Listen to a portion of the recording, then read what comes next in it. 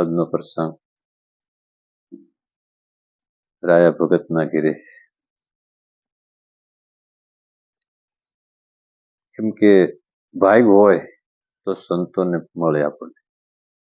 સંત મિલન કો જાય તજમાન મોહ અભિમાન, જો જો પાવાગે તો રોજન પૂછે. બડે ભાગ મનુષ્ય તન પાવા.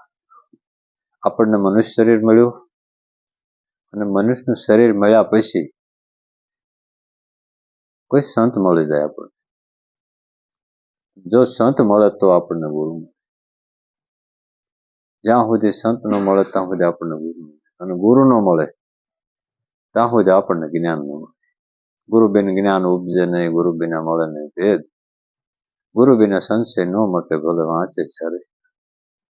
એમ આજનો પ્રસંગ એવો ગુરુવાર, આપણા ગુરુ મહારાજનો વાર, જે નિમિત્તે આપણે બધા ભેગા થઈએ છીએ, એવો આજનો ગુરુવાર રાયા ભગતના આંગણે સદગુરુ મહારાજ શ્રી તુલસીરામ મહારાજ,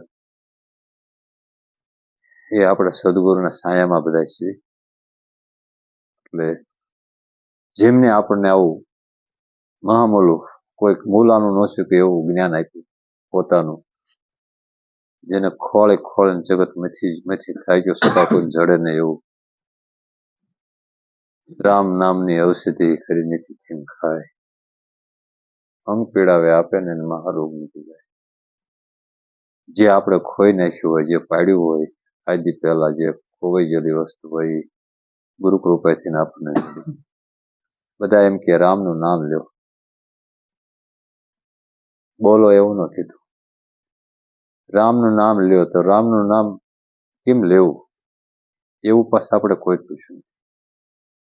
એટલે એ જે પાડ્યું છે ઘીરે અને આપણે બહાર ગોતતા હોય, એટલે સંતોએ કીધું પડ્યું છે ને આ કોઈ ગોતતું નથી, બધા ગોતે છે.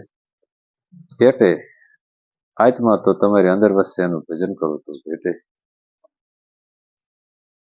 જે રામ નામની વાત કરે એ સખીના 6 જમણે આવેલું એક નામ પાડ્યું છે.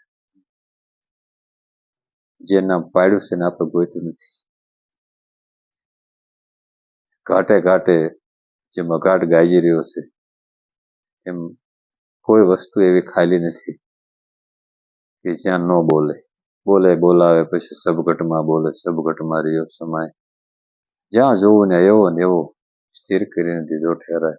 આમાં જણન જણન ઝાલર વાગે. સંતોએ એવું કીધું તમારી પાસે છે ને બોલો, તમે તમને ઓળખો. આપણે આપણને ઓળખવાના છે પરિપૂર્ણ. જ્યારે તમે તમને ઓળખો ત્યારે તમે બધી ઓળખશો, કારણ કે તમારી સિવાય બીજું કઈ એક જ છે અને 2 નો 5 થયો છે. દ્વૈત એટલે 2 અને અદ્વૈત એટલે 1. એટલે સંતોની રીતને બરોબર પરિપૂર્ણ ભાવથી પ્રેમથી સમજવાની છે. સુરતા જેની શબ્દની હારે લાગી જાય તો લગભગ એ ઘેરે પહોંચી જ જાય છે સંતો બધા. જ્યાં સુધી સુરતા શબ્દ હારે ન લાગે, શબ્દ બિન સુરતા આંધળી કહો એ ક્યાં જાય, દુવાર પોતાનો ભાળે નહીં તો ઘરો ઘર ભટકાય. આપણને બધાને સદગુરુ મહારાજ એવો માર્ગ બતાવ્યો, અને આત્માને ઓળખ્યા વિના લક્ષ્યો રહેશે ન મટે. એવા મહાપુરુષો બધા આપણને ચોખ્ખું કહે છે, આત્મા આત્મા આત્મા એવું કહેતા હોય તો આપણે આત્મા એટલે શું? આ તમને ઓળખ્યા વિના લક્ષ્યો રહેશે. તમે તમને ઓળખી લો તો સોરાયસી મટે. એમ સંતોએ બધાએ ઘણા ભાવથી આપણને ભજનમાં જેસલ કરી લે વિચાર. બસ મનુષ્યનો દેહ મળ્યા પછી એક જ વિચાર કરવો પડે કે મને શું લેવા મનુષ્યનો દેહ મળ્યો. આવા દેહ તો બીજા દેહ તો ઘણા બધા છે, પણ એમાં મનુષ્યનો દેહ ઉત્તમમાં ઉત્તમ શું લેવા મળ્યો. જેસલ ને ચોરલ વિશે વાત થઈ. જેસલ તું કરી લે વિચાર, માથે જમકેરો માર, સપના જેવો છે સંસાર. આપણે બધા એને વિચાર કરવાનો. અનુભવી મળ્યો છે અવતાર, મનુષ્યનો દેહ અનુભવ કરવા માટે મળ્યો. કારણ કે એમાં 4 વસ્તુ આપણને આપી, મન બુદ્ધિ આ 4 અંતકરણ છે. બીજામાં એવડી વસ્તુ આપી નથી. એટલે અનુભવી મળ્યો છે અવતાર, અને માથે સદગુરુને ધાર.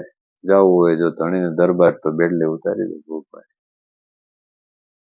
ગુરુ વિના કઈ વસ્તુ આપણને મળતી નથી. એટલે સંતો એમ કે છે સદગુરુ પાસે જવું પડે, સદગુરુ પાસે જવું પડે. રામને ગુરુ પાસે જવું પડ્યું, કૃષ્ણને જવું પડે. જેટલા તમે દેવ કે બધાને ગુરુ પાસે જવું પડે.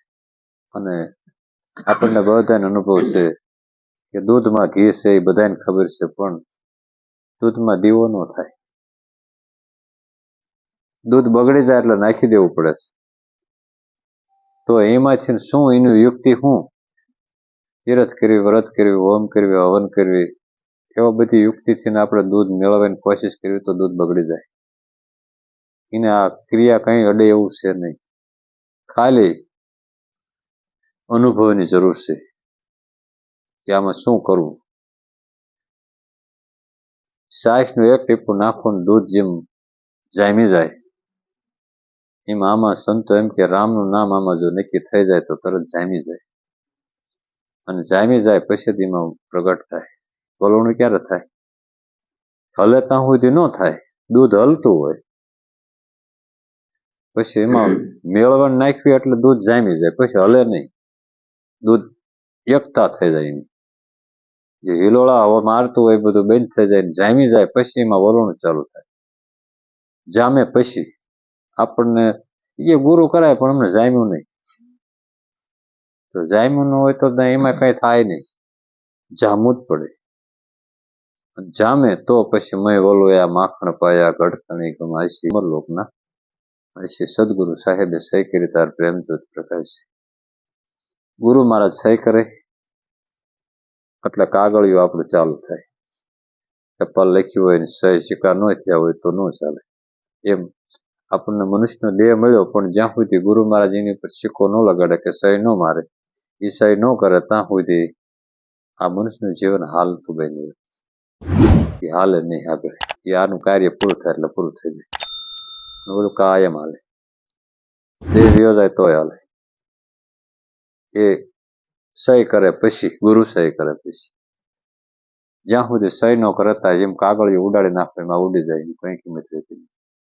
રામ ઘણો સમય થઈ ગયો તોય છતાંય બધા આખું જગતમાં રામ.